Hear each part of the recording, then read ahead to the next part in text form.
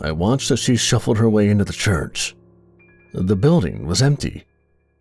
Typically, a priest lived on the grounds, but he had decided to take a brief sabbatical. The only ones in the church were Beth, Gallagher, and I, which would make our encounter go so much smoother. She didn't know my name, but she was about to summon me. All people in trying times make supplications to me, whether they know it or not. Abraham called out to me when the time came to sacrifice his son, and I had shown him compassion. I am Zadkiel, the Angel of Mercy. Beth had fallen in hard times since the curse had laid upon her a few years back. One of her legs had been broken in a car accident years ago, and it had never healed right. She was covered in carbuncles that tore open and wet pus at the slightest movement, which stung like salt poured into a wound. Her musculature had been degenerated by wasting diseases.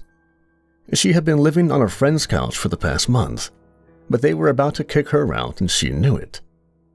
She had nowhere else to go, and as people always do in these situations, she turned to faith. Her faith was nothing spectacular. Like many, she had lost it in her youth. She had become disenchanted with the world, and it soon spread and contaminated her faith. It didn't take long before it rotted to the core. She knelt in the first row and made the sign of the cross. I silently touched down a few rows behind her. She hadn't become aware of my presence yet. I heard the words, though she wasn't speaking them aloud. Even if they weren't actually audible, to me they came out like a desperate scream. I need help. I don't know how it got so bad or what I've done to deserve this, but I can't take it anymore. My friends are gone, I'm about to be homeless, and every moment of my life is spent in fear and agony. I'm at my limit. I don't even know if you even exist, but if you do, why? Why are you doing this to me? I need your help. I can help you. Beth whirled about in the direction my voice was coming from.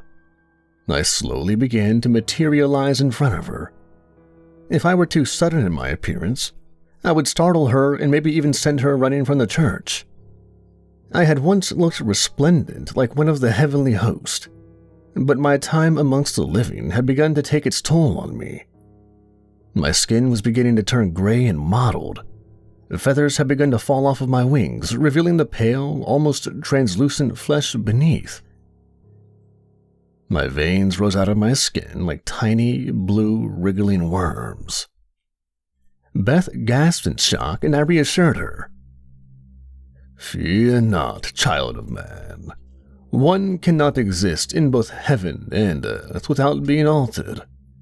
They are two different worlds with two different environments. You wouldn't be able to live in heaven with your corporeal form, and my time spent on earth has taken its toll on me. What you see before you is a product of the time I have spent here helping people. That explanation seemed to put her at ease. She spoke slowly, as if uncertain of the question itself. Are you an angel? I unfurled my wings, carefully, so as not to lose any more of my feathers, and answered, Yes, daughter of clay. I am a son of fire born from God's hand, just as he has shaped you. I have come here to answer your call for salvation. How? You have cried out to me amidst your suffering, and I have heard your supplications. Why is all of this happening? A shadow hangs over you, tainting all of your endeavors and poisoning your plans. This shadow was set upon you by a spurned man to break you down and make you suffer. You rejected him, and in his scorn, he called forth an infernal entity to visit tragedy upon tragedy on you. She sat down as if the revelation was too much for her. She wept into her rough and calloused hands. A sore on the corner of her mouth dribbled out a viscous, straw-colored fluid that mingled with her tears. I stood in the aisle, waiting for her to regain her composure. It took her a few moments before she wiped the snot and tears away and asked, "What is going to happen to him?" She meant the one who had put the curse on her in the first place. I took a second to decide whether or not to tell her the truth. "Nothing. The heavenly mandate prevents us from taking justice into our own hands. He is in the employ of a demon. When his end comes, he will burn for his actions, but until then he will not be punished. He will continue his life unaffected and without any repercussions," I answered truthfully. Her face soured for a second.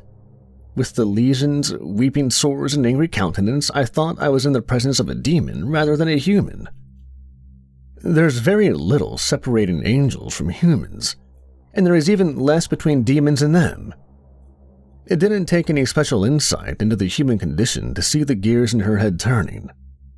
She was thinking of revenge. Maybe hunting down the man who placed the curse on her and getting retribution. She was too weak to do that, though. Another possibility about what she may do descended on me like a bolt from the blue. A pact. Beth would summon a demon and pledge herself to them for her justice. I couldn't let that happen. We were already losing far too many people to the temptation of ease and instant gratification. I'd have to do something. I would have to talk her out of it some way. She grew tired of my contemplation and broke my train of thought. Her teeth ground into a snarl and she howled. "That's not fair! Why should I be the one to suffer when he did this all to me? Where's the justice in that? What kind of God?" "What right do we have to meet justice based on our own volitions? What do we know of God's plans? Are we wiser than him? If we dealt out retribution for every offense, the world would be nothing but cinders." She became quiet for a moment before she asked weakly, "If you can't punish him for what he's done to me, can you free me from the demon's curse and return me to the way I once was?" Her exertion had left her drained and made her look pitiful. She was in her 30s, but Akabana's influence on her had left her looking like a withered crone. Her skin hung loosely off of her. She was wasting away before my very eyes, and there was nothing I could do. Well, that wasn't the truth exactly. No. Once someone has been cursed, it is irreversible. You will carry this affliction until the day you die. Misfortune will dog you until the very end of your life. You will wake up every morning in trepidation of the terrors waiting for you, and you will go to bed wondering what horrors the next day will bring. Your last breath will be pure agony, a cruel coup de grace that culminates from your curse." She exploded to her feet and limped towards me. Anger had clouded her mind and blasted all rational thoughts out of her head. She wanted to rage. She wanted to blame someone for the way the cards had been dealt to her. She snarled, "Then what good are you? You can't save me, and you can't punish the son of a bitch that did this to me. What can you do?" "I can give you mercy." My wings folded outward suddenly and encircled her. She tried to back away, but was enclosed and pressed against my almost transparent flesh. She couldn't scream while I held her close and forced the air out of her lungs. She tried to strike me, but her wasting disease had rendered her weak. I barely felt her punches and struggling as I pinioned her to my body. The hand I had used to stay Abraham's dagger slid the same blade into her. It entered right below her rib and angled up into her heart. She tried to scream in surprise, but it came out as a sigh. I wrenched the handle upwards and raked the blade through the tough muscle that was her heart. She expired as I watched the life leave her eyes I laid her against the pews. A tiny trickle of blood crept from the wound and stained the oak. I stood over her corpse and offered a prayer up for her. Her suffering was finally over. I had freed her from the demon's blight. There was no other way. This world was a cruel place.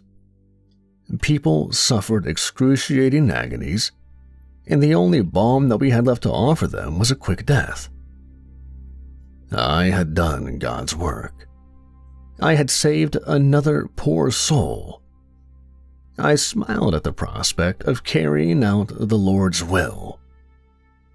Beth was gone. Her suffering was over. I stretched out my wings and watched as more feathers sloughed off. I had made my choice. This place was taking its toll on me, but I couldn't leave others to suffer. I flapped my wings and took to the air. I could hear more prayers echoing around me as others pled for salvation.